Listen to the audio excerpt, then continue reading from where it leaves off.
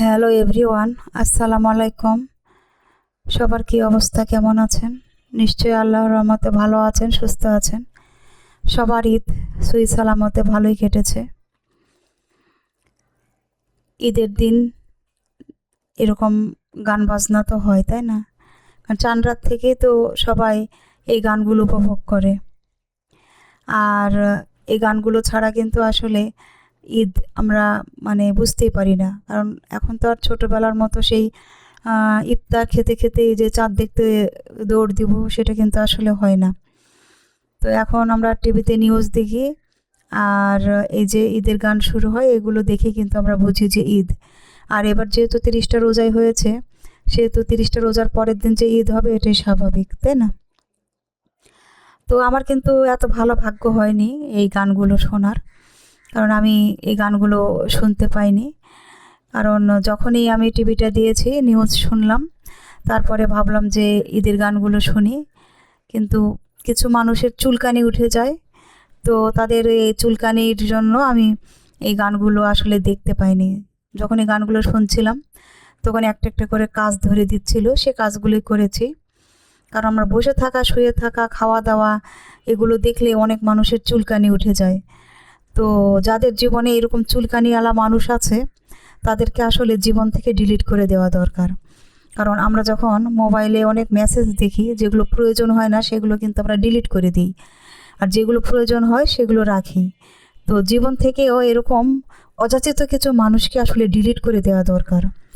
যাদের টাকা পয়সার অভাব নেই, মানে মানুষ বলে না যে দুধাল গরুর লাথি কদর। তো যারা দুধ দেয়, সে যে গরু, তার লাথি সহ্য করে থাকতে হয়। কিন্তু মানুষের দেয়ালে যখন পিঠ ঠেকে যায়, তখন ওই গরুটাকেও কিন্তু মানুষ আর রাখে না। তখন মনে হয় তাকে একদম শেষ করে দিই। কারণ জীবন থেকে এই দুধাল গরুগুলো ওকেও আসলে ডিলিট করে দেওয়া দরকার। কারণ যাদের একটুতে এত চুলকানি ওঠে, তাদের তো আসলে তাদেরকে দিয়ে আর ভালো কিছু আশা করা যায় না। ঈদের দিনে মানুষ অনেক আনন্দ করে, তাই না? ঈদের দিনে আনন্দ করবে, ঈদের জামা পরবে, মেহেদি পরবে।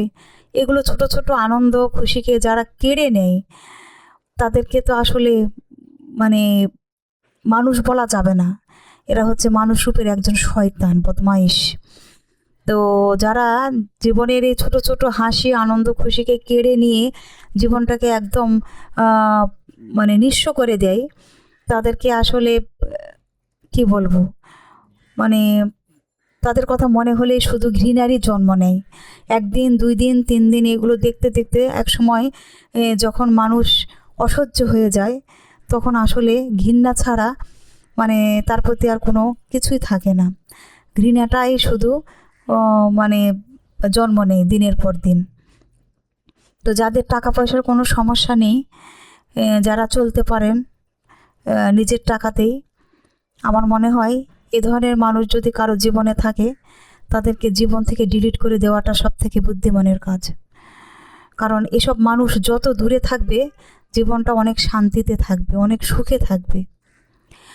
তো এখানকার অনেক খাবারই আমি রাতের বেলা রান্না করে নিয়েছি, কারণ অযথা বসে বসে থেকে কি করব, বসে বসে তার সময় কাটছে না।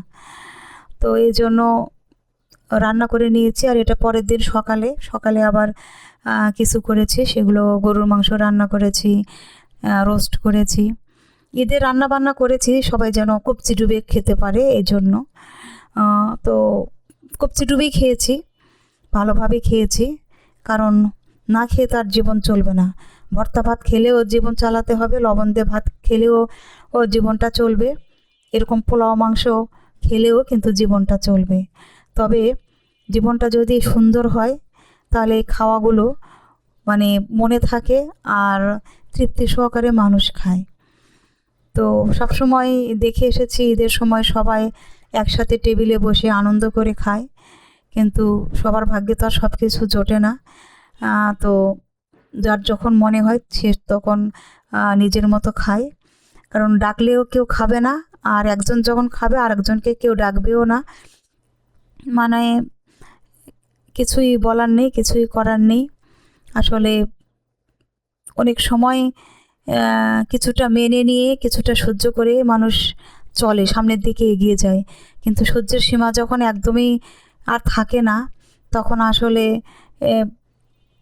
মানে কি বলবো, আসলে বলতে অনেক কিছু ইচ্ছা করে, যেহেতু এটা পাবলিক প্ল্যাটফর্ম, এখানে চাইলেও অনেক কিছু বলা যায় না। কিন্তু মাঝে মাঝে মনে হয় নিজের কষ্টের কথাগুলো যদি একটু অন্যকে বলতে পারতাম, তাহলে মানুষ বুঝতো যে আসলেই মানে ঈদের ছোট ছোট হাসি, আনন্দ, খুশিকেও মানুষ কীভাবে গলা টিপে হত্যা করে। এটাই মানে আমার আশ্চর্য লাগে। বছরে 2টা ঈদ, আর অন্যান্য যে আনন্দ ফুর্তির দিনগুলো আছে, অনেক জন্মদিন, বিবাহবার্ষিকী, সেগুলো তো প্রশ্নই ওঠে না। তো এগুলোতে যখন আমরা বাইরে খেতে যাই, তখন দেখবেন যে হয় ঝগড়াঝাটি, না হয় গণ্ডগোল, না হলে অশান্তি, এগুলো তো আছেই। এমনও হয় যে দেখা যায় মারামারি পর্যায়েও চলে যায়। তো এগুলো আসলে সবই স্মৃতি, বুঝছেন, যে সবই স্মৃতি হয়ে থাকে। কারণ প্রত্যেকটা খাওয়া দাওয়ার পেছনে, কোথাও ঘোরাফেরার পেছনে কিন্তু অনেক রকমের স্মৃতি জড়িয়ে থাকে। তো মানে এমন একটা দিন নাই, এমন একটা খাওয়া দাওয়া নাই, বা এমন একটা চলাফেরা নাই যে সেখানে স্মৃতি নেই। তো এই স্মৃতিগুলোই আসলে খুব ভালোভাবে মনে থাকে।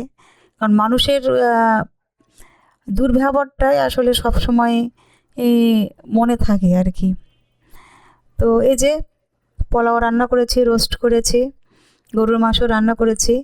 গরুর মাংস তো সবসময় গরম দিতে হবে, এই জন্য হাঁড়ি ধরিয়ে রেখে দিয়েছি। আর এই যে সালাদ করে নিয়েছি, ড্রিঙ্কস আছে, দই আছে। তো এই যে আমি একা একাই বসে খেয়ে নিচ্ছি। অন্য দিনের মতোই আমার ঈদ, কারণ অন্য দিন যেরকমভাবে চলে, ঈদের দিনটাও ঠিক সেরকমভাবেই চলে, শুধু খাওয়া দাওয়ার হয়তো একটু হেরফের হয়, এই আর কি। তো যাই হোক, সবার ভাগ্য তো আর একরকম হয় না, কিন্তু ভাগ্য ভাগ্য করে যদি সব কিছু মেনে নিই, তাহলে শুধু মেনে নেওয়াই হবে, আর জীবনটা শুধু কষ্টই হবে, মানে কষ্টকরই হবে, সুখের মুখ আর দেখা যাবে না। তো এখন আর কোনো কিছুকেই মেনে নেব না, যেটা ভালো লাগবে না সেটাকে দূর করে দিব, দরকার হলে একাই বেঁচে থাকবো। একাই পৃথিবীতে এসেছি, একাই বাঁচতে হবে, এটাই আর কি। যাই হোক, সবাই ভালো থাকবেন। আল্লাহ হাফেজ।